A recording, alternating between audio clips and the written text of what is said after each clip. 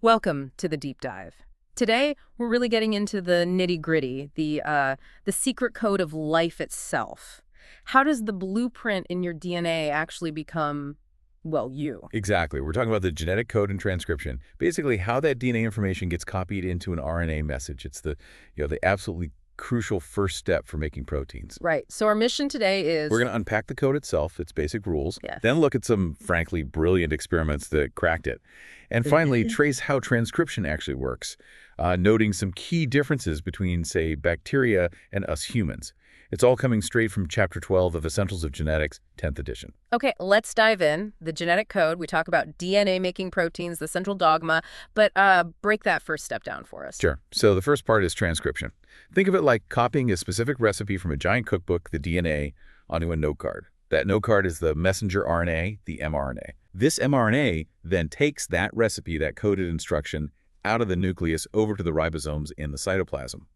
And the ribosomes are where the proteins actually get assembled. So the mRNA is literally the messenger. And this message, this code, it has very specific rules, right? It's not just random letters. Oh, absolutely. It's incredibly structured. First off, it's linear. You read it straight through using the RNA bases A, U, G, C as letters. Like reading a sentence. Exactly.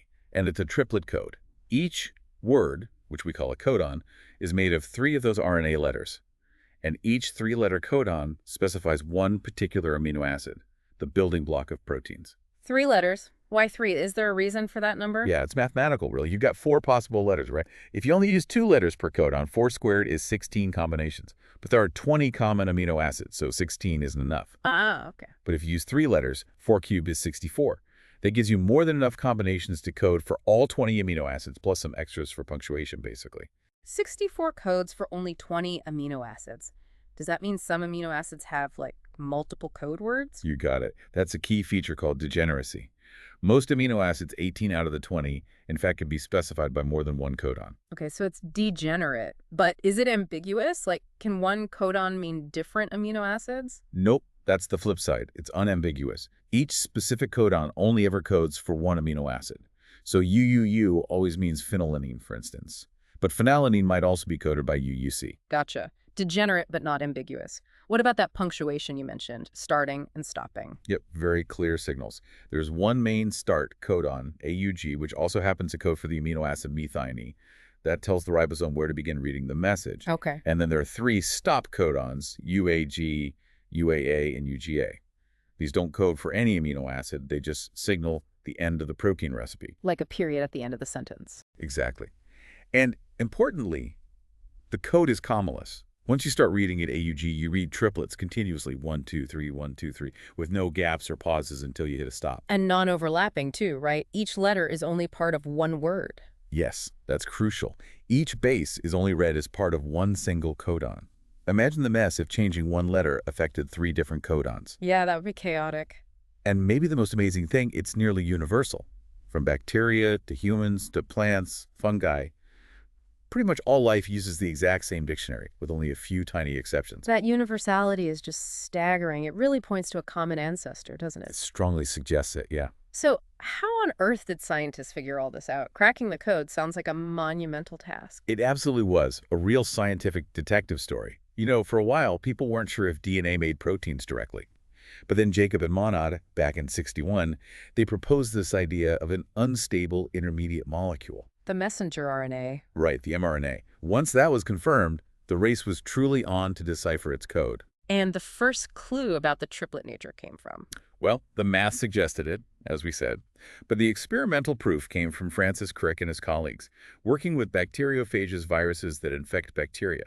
They looked at frameshift mutations. Frameshifts. Yeah, imagine reading that sentence, the big cat ate the rat.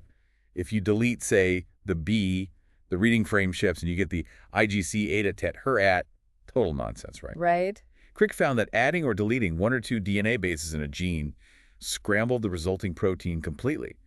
But, and this was the clincher, adding or deleting 3 bases often restored the reading frame, just adding or removing 1 amino acid. That strongly pointed to a 3-letter code. That's incredibly clever. Okay, so they knew it was triplets, but how did they figure out which triplet meant which amino acid? Like, how did they know UU meant phenylalanine? That took some new tools. First, Marshall Nirenberg and Heinrich Matthaei developed a cell-free system. Basically, they could make proteins in a test tube outside of a living cell. Wow. Then, they used an enzyme called polynucleotide phosphorylase. This enzyme could string RNA bases together without needing a DNA template, so they could make artificial mRNA of a known sequence. Ah, I see where this is going. Exactly. They Yeah. made an mRNA that was just uracils strung together poly-U. They put that into their cell-free system, and bingo. The system turned out a protein made entirely of the amino acid phenylalanine. So UUU equals phenylalanine, the first word deciphered. The very first. That was huge.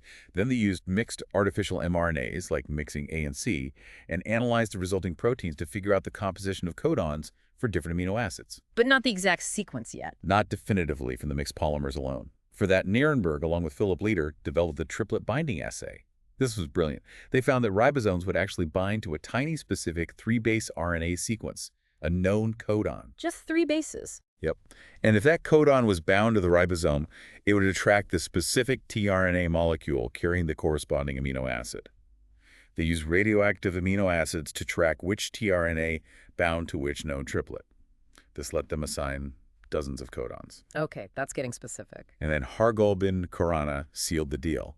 He chemically synthesized long RNA molecules, but with defined repeating sequences, like UCUCUC or UCUCUC, Okay. by analyzing the repeating patterns of amino acids produced from these repeating RNAs.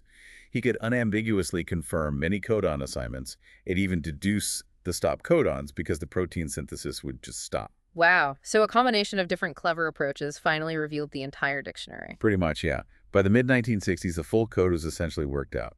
All 61 codons specifying amino acids plus the 3 stop codons. And looking at that dictionary, that degeneracy we talked about is really obvious. But Francis Crick had an idea about why it's degenerate, didn't he? The wobble hypothesis. He did.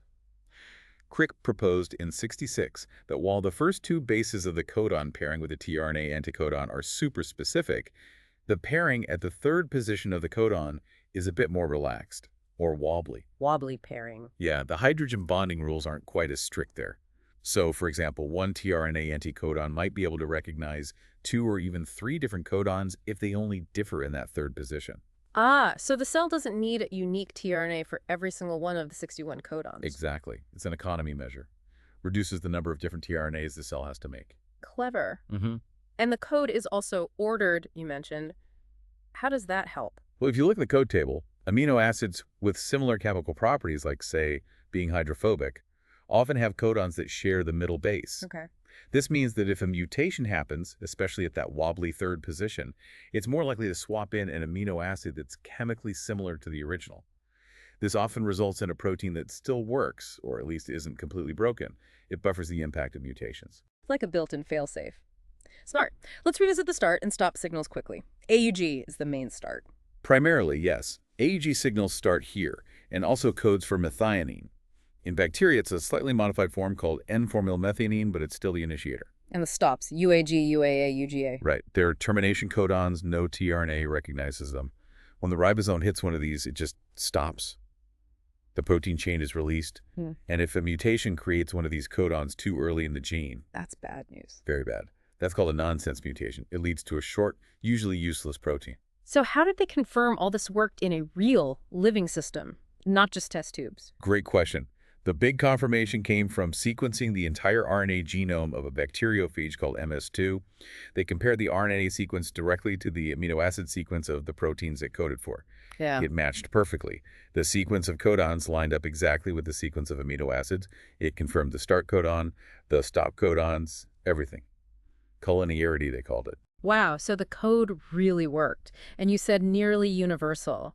Where do we see exceptions? That was a surprise. For a long time, everyone assumed it was totally universal. But then, starting in the late 70s, exceptions popped up, mainly in mitochondria, the powerhouses of our cells. Our own mitochondria use a slightly different dialect. You could say that. For example, in human mitochondria, UGA, normally a stop codon, actually codes for the amino acid tryptophan, and AUA codes for methionine instead of isoleucine. Weird. Why? It's thought to be evolutionary drift, maybe simplifying the translation machinery within the mitochondria. There are a few other minor exceptions found in certain bacteria and protozoa too, often involving changes at that 3rd wobbly position. Fascinating. And one more code-related quirk before we move to transcription overlapping genes. How can genes overlap if the code doesn't?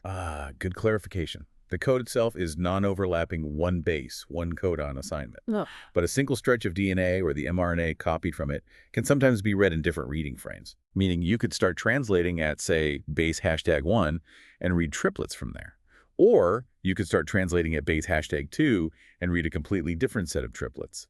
Some viruses, like phage FX174, actually do this. They pack multiple protein coding sequences into the same physical stretch of DNA by using different start signals and reading frames. That's some serious data compression. But risky, right? One mutation could mess up multiple proteins? Absolutely. It's efficient, but it comes at a cost of increased vulnerability. Okay, so that's the code itself. Now let's get into how that information gets copied from DNA to RNA, the process of transcription. Right. Transcription is simply making an RNA copy from a DNA template. The enzyme responsible is RNA polymerase. It reads one strand of the DNA, the template strand, and synthesizes a complementary strand of RNA, substituting uracil U for thymine T. And we knew RNA was the likely intermediate because... Well, DNA stays in the nucleus in eukaryotes, but proteins are made out in the cytoplasm. RNA is made in the nucleus and does move to the cytoplasm. Plus, it's chemically very similar to DNA. All signs pointed to RNA as the messenger. Makes sense. And the enzyme, RNA polymerase, what does it need to work? It needs the DNA template, obviously, and it needs building blocks, the 4 ribonucleoside triphosphates, ATP, UTP, CTP, GTP. Unlike DNA polymerase, though, it doesn't need a primer. It can just start synthesizing RNA from scratch once it finds the right spot. Okay, let's look at bacteria first. How does RNA polymerase know where to start copying a gene? It looks for specific DNA sequences called promoters. These are usually located just upstream, just before the gene's starting point. Think of them as landing signals for the polymerase. Are these promoters the same for all genes? Not identical, but they have highly conserved regions. In bacteria, key sequences are often found around Nivenus 10 bases and Enica 35 bases upstream from the start site. These are called consensus sequences, like the Pribnow box around Medicav 10. And this relates to those cis and trans factors. Exactly. The promoter sequence on the DNA is a cis-acting element. It influences the gene right next to it. The RNA polymerase itself, or parts of it, are trans-acting factors molecules that bind to the cis elements. And in bacteria, there's a specific helper protein. Yes, the sigma factor. It's part of the main RNA polymerase complex, the holoenzyme. The sigma factor's job is crucial. It recognizes the promoter sequence and positions the rest of the polymerase correctly to start transcription. Bacteria have different sigma factors to recognize different sets of promoters, which helps control gene expression. So sigma finds the spot. Oh. Then what? Initiation. Right. The holoenzyme binds the promoter, unwinds a small section of the DNA double helix to expose the template strand, and puts in the very first RNA nucleotide, usually right at the +1 site. And then it just goes. Pretty much. Yeah. After initiation, the sigma factor usually falls off. The core polymerase enzyme then moves along the DNA template, reading it and synthesizing the complementary RNA chain. This is elongation. It chugs along at about 50 nucleotides per second in E. coli. Fast. How does it stop? It hits a termination signal in the DNA, which gets transcribed into the RNA. There are two main ways in bacteria. One is intrinsic termination. The RNA folds up into a specific hairpin structure. What you mentioned earlier, the not. Yeah, that hairpin physically stalls the polymerase. Right after the hairpin in the RNA, there's usually a string of uracils. The UA bonds holding the RNA to the DNA template are quite weak, and the stalling plus the weak bonding makes the whole complex fall apart. RNA released. Polymerase detaches. Okay, that's neat. The RNA itself triggers the stop. What's the other way? It's called row-dependent termination. It involves a protein called Rho. Rho protein actually binds to the growing RNA strand and travels along it, kind of chasing the polymerase. When the polymerase pauses at a specific termination site, often another hairpin, but maybe a less stable one, Rho catches up. It acts like a helicase, unwinding the RNA-DNA hybrid and essentially pushes the polymerase off, releasing the RNA. Two different ways to hit the brakes. Oh. And bacteria sometimes make one long mRNA covering several genes. Yes, polycistronic mRNA. If genes are involved in the same pathway, bacteria often cluster them together and transcribe them as a single unit. Super efficient for coordinating protein production. Okay, that's bacteria. But transcription in eukaryotes, in our cells, is a whole different ballgame, isn't it? Much more complex. Oh, definitely. Several major differences. First, location. It happens inside the nucleus, so the RNA has to be processed and exported before it can be translated. Right. What else? We have 3 different RNA polymerases, not just one main type like bacteria. RNAPI makes ribosomal RNA, RNAPA makes transfer RNA, and other small RNAs. And the one we focus on for protein-coding genes is RNAP2, which makes the messenger RNAs. 3 different polymerases for 3 jobs. Okay. Also, our DNA isn't naked like in bacteria. It's wrapped up with proteins into chromatin. So the cell first needs to remodel the chromatin, loosen it up, to even allow the polymerase access to the genes. That's a whole layer of regulation right there. Access control. And the regulation itself is more complex. Massively more complex. You still have core promoters near the start site, often with a TATA box. But unlike bacteria, RNAP2 can't just bind on its own. It needs a whole crew of helper proteins called general transcription factors, or GTFs, to assemble at the promoter first. Like building a landing platform. Exactly. GTFs like T-thiodine bind the TATA box, then others join in, creating a pre-initiation complex that finally recruits RNAP2. But that's just the basic start signal, right? What about controlling how much transcription happens? That's where enhancers and silencers come in. These are also cis-acting DNA sequences, but they can be thousands of bases away from the gene, upstream, downstream, even inside introns. Wow, far away. How do they work? Specific transacting proteins, called transcriptional activators, bind to enhancers, and repressors bind to silencers. These proteins then often interact with the general transcription factors, or RNAP2 itself, sometimes by looping the DNA around, to either boost or inhibit the rate of transcription initiation. It's incredibly sophisticated. So enhancers crank it up, silencers turn it down. What about stopping in eukaryotes? Still hairpins? Not really. Eukaryotic termination for RNAP2 is less defined. The polymerase often continues transcribing hundreds or thousands of bases past the actual end of the gene. Termination is coupled with another process, RNA processing. The transcript gets cut at a specific site. Ah, related to that poly A tail fruit. Precisely. There's a signal sequence in the RNA, ARUAAA. Proteins recognize this, cut the RNA downstream of it, and then another enzyme adds that long poly A tail. It seems this cutting process helps trigger the termination and release of RNAP2. Okay, so termination is tied into getting the RNA ready, and that processing is a big deal in eukaryotes. You mentioned the poly A tail. What else happens? Right after transcription starts, maybe 20, 30 nucleotides in, another modification happens at the other end, the 5' end. A special modified guanine nucleotide is added backwards, forming a 5' cap. A cap and a tail. Why? Both are crucial. The 5' cap protects the RNA from being degraded by enzymes. It helps get the mRNA out of the nucleus, and it's essential for the ribosome to recognize the mRNA and start translation. The poly A tail also protects against degradation and helps with nuclear export and translation efficiency, like quality control and shipping labels. Makes sense, but there's one more huge EE processing step in eukaryotes that just blew everyone's minds when it was discovered, right? Introns. Absolutely. Introns. The discovery in 1977 by Sharp and Roberts was Nobel Prize-worthy.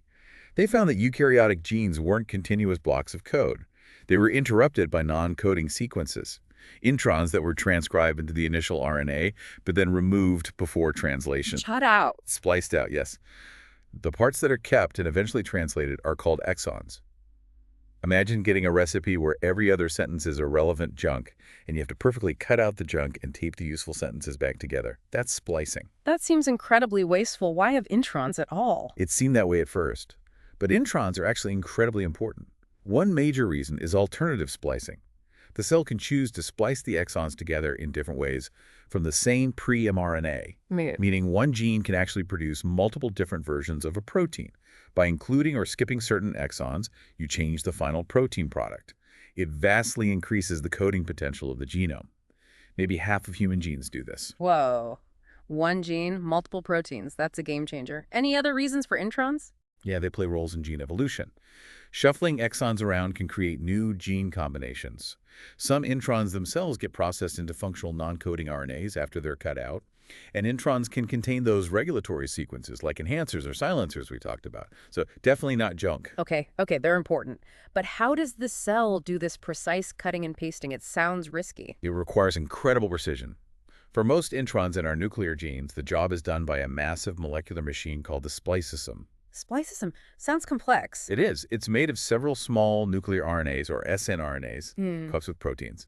These complexes are called snRNPs, small nuclear ribonuclear proteins. People sometimes call them SNRPs. It's SNRPs, okay. These SNRPs recognize specific short sequences at the beginning, the 5' splice site, usually GU, and end, the 3-foot splice site, usually AG, of the intron, plus an internal branch point sequence. They assemble on the intron, pull the ends together, cut the RNA at the 5-foot site, form a characteristic loop structure called a lariat with the intron. A lariat, like a lasso. Exactly like that.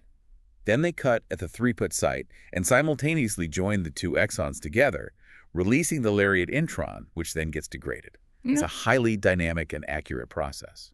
Mind-bogglingly complex, and some introns can even splice themselves out without the spliceosome? Yes, that was another huge discovery by Thomas Cech. Some RNA molecules, particularly certain introns found in RNA or in mitochondria and chloroplasts, can act as enzymes themselves. They're called ribozymes. They catalyze their own excision. RNA acting as an enzyme. RNA doing the cutting itself. Biology is just full of surprises. Is there anything else? Can the RNA sequence itself be changed after it's made? Believe it or not, yes. It's called RNA editing. The actual nucleotide sequence of the mRNA is altered after transcription and splicing. You're kidding. 2 main ways. Sometimes bases are inserted or deleted, especially in the mitochondria of some organisms like trypanosomes. Other times, bases are chemically changed.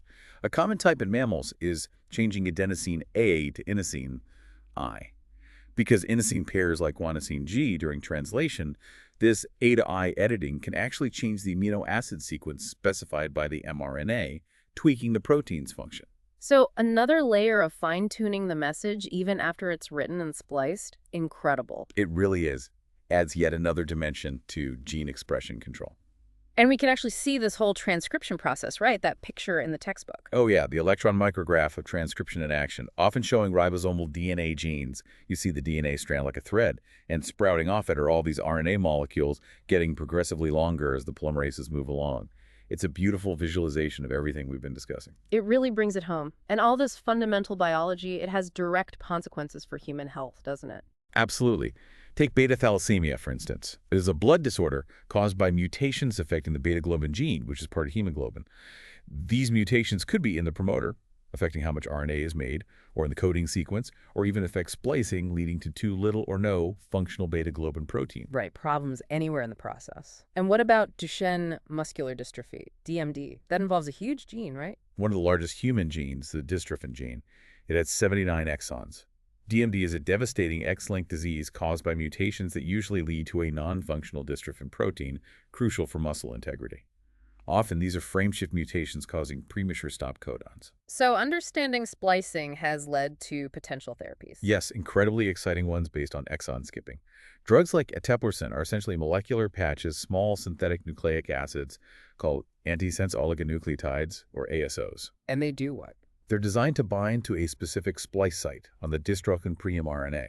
For eteplirsen, it targets the site around exon 51. By binding there, it basically hides that exon from the spliceosome. So the spliceosome just skips over it. Exactly. It splices exon 50 directly to exon 52, removing the mutated exon 51 along with the introns. In many cases, removing that exon restores the reading frame. Even though a piece is missing. Right. You get a shorter dystrophin protein, but one that's at least partially functional. It doesn't cure the disease, but it can significantly lessen the severity for some patients. It's a prime example of manipulating these fundamental processes for therapeutic benefit. What an amazing application of this deep biological knowledge. We've covered so much ground today, from decoding the fundamental language of life to watching how that message is transcribed and meticulously processed. Yeah, from the universal rules of the codons, the ingenious experiments that uncovered them, to the complexities of transcription and splicing, especially the differences between bacteria and eukaryotes. It's a deep dive into the core information flow of life. So for everyone listening, you've basically got a handle now on how genetic information actually starts its journey towards becoming functional proteins. And maybe something to ponder. Think about the sheer precision needed, splicing out 78 introns perfectly from the dystrophin gene every time. Or RNA editing, subtly changing a message. What other layers of control, what hidden functions might still be lurking in our RNA molecules? A great question to leave us with. It really highlights how much there might still be to discover. Absolutely. Well, thank you for joining us on this deep dive. It's been fascinating to explore. It really has. Keep that curiosity alive, everyone, and we hope you'll join us again next time in the Last Minute Lecture family for another deep dive.